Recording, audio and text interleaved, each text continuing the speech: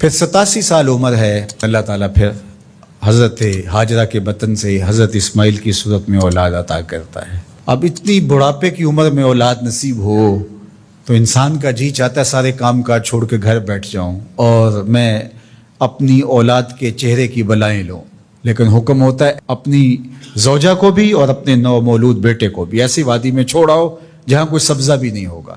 اللہ اکبر۔ پھر اسماعیل علیہ السلام کی ایڑیوں کے رگڑنے سے زمزم جاری ہوتا ہے۔ اب ذرا دیکھیے، ایک ایسا امتحان آتا ہے اگر کو ہمالیہ پہ بھی ڈال دیا جاتا اس کا پتا بھی پانی ہو جاتا۔ فلما بلغ معہ السعی، جب وہ ان کے ساتھ چلنے پھرنے کے قابل ہوا۔ ابراہیم علیہ السلام خواب دیکھتے ہیں، اور خواب کیا دیکھتے ہیں کہ میں بیٹے کو ذبح کر رہا ہوں۔ فلما اسلما، جب دونوں راضی ہو گئے، باپ ذبح کرنے پہ اور بیٹا ذبح ہونے پہ۔ اب باپ کی آنکھوں پہ پٹی بندھی ہے، ہاتھ میں چھری ہے، 100 سال کا بوڑھا باپ، جبل سبیر کا دامن، منا کی وادی، کارکنان قضاء و قدر دم بخود ہیں، شمس و قمر، یہ منظر آج سے قبل انہوں نے نہیں دیکھا تھا، اور سورج بادلوں کی اوٹ میں منہ چھپانے کی کوشش کر رہا ہے کہ یہ منظر مجھ سے نہیں دیکھا جائے گا۔ حوروں کی چیخیں نکل رہی ہے، کائنات تھرا رہی ہے، مالک قیامت آنے والی۔ اور مالک بھی فرشتوں سے کہہ رہا تھا کہ تم کہتے تھے نا کہ سجدے ہم کریں گے، تسبیحات ہم کریں گے، انسان تو دینگا مشتیاں کرے گا، ذرا میرے بندے کی اس ادا کو بھی دیکھو، میرے حکم کی تعمیل پر میرے بندے کی اس انوکھی ادا کو بھی دیکھو۔ چھری کی نوک حلق کے اوپر رکھ کے پورا وزن ڈال دیا، گلا کٹ گیا، خون بہنے لگا۔ ابراہیم علیہ السلام ایک عجیب کیفیت میں، کیا کیفیت ہو سکتی ہے، میرے پاس تو لفظ نہیں ہے۔ اللہ اکبر۔ جلدی سے جو ہے وہ آنکھوں سے پٹی کھولتے ہیں تو دیکھتے ہیں کہ منظر بدلا ہوا ہے۔ بیٹا سمجھ کے جس کو ذبح کیا وہ تو دمبا تھا، اور اسماعیل علیہ السلام پاس کھڑے مسکرا رہے ہیں، اور پاس حضرت جبریل امین بھی کھڑے ہیں۔ یہ اس بات کا عملی ثبوت ہے یہ وہ دمبا لے کے آئے۔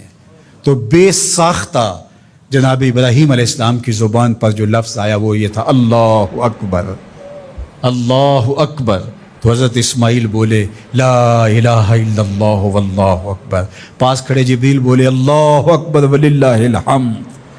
اللہ نے کہا اے ابراہیم تمہاری قربانی کی سنت کو بھی قیامت تک جاری رکھیں گے، تمہاری زبانوں سے نکلے ہوئے جملے بھی مرنے نہیں دیں گے۔ وَنَادَيْنَاهُ أَن يَا إِبْرَاهِيمُ قَدْ صَدَّقْتَ الرُّؤْيَا إِنَّا كَذَلِكَ نَجْزِي الْمُحْسِنِينَ۔ اس حال میں ہم نے ندا دی ابراہیم تو نے واقعی خواب پورا کر دکھایا۔ إِنَّ هَذَا لَهُوَ الْبَلَاءُ الْمُبِينُ۔ اللہ فرماتا ہے یہ بہت بڑا امتحان تھا، یہ چھوٹا امتحان نہیں تھا۔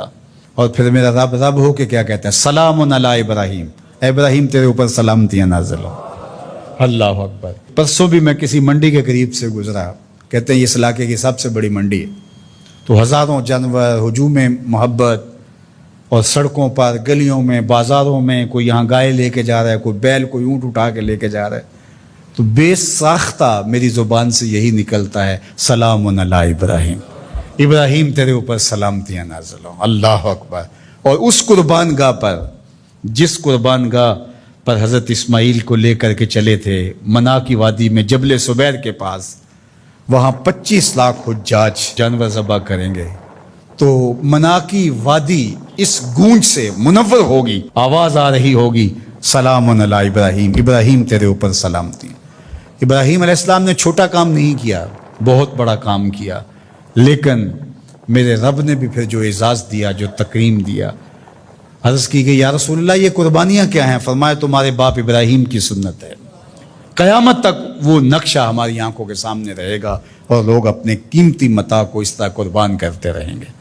ہمارے ایک بزرگ فرمایا کرتے تھے کہ ہر بندے کا کوئی نہ کوئی اسماعیل ہوتا ہے، جب تک وہ اپنے اسماعیل کی گردن پر چھری نہیں رکھتا رب کا قرب نصیب نہیں ہوتا۔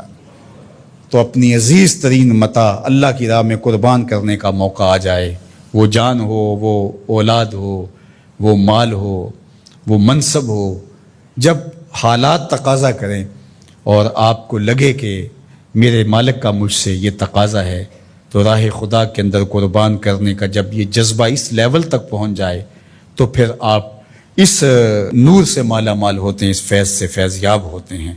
ہمارے لیے یہ واقعات اس لیے رکھے، ہم تو چھوٹے چھوٹے امتحانوں سے ڈر جاتے ہیں، ہمیں بڑے امتحان بھی دینے پڑے تو ہمارے بڑوں کی سیرت یہ ہے کہ ہم کشادہ دلی کے ساتھ، خوش دلی کے ساتھ ان امتحانوں سے گزریں، پھر ہمارے رب کی رحمتیں اور کرم نوازیاں ہمارے شامل حال ہوں گی.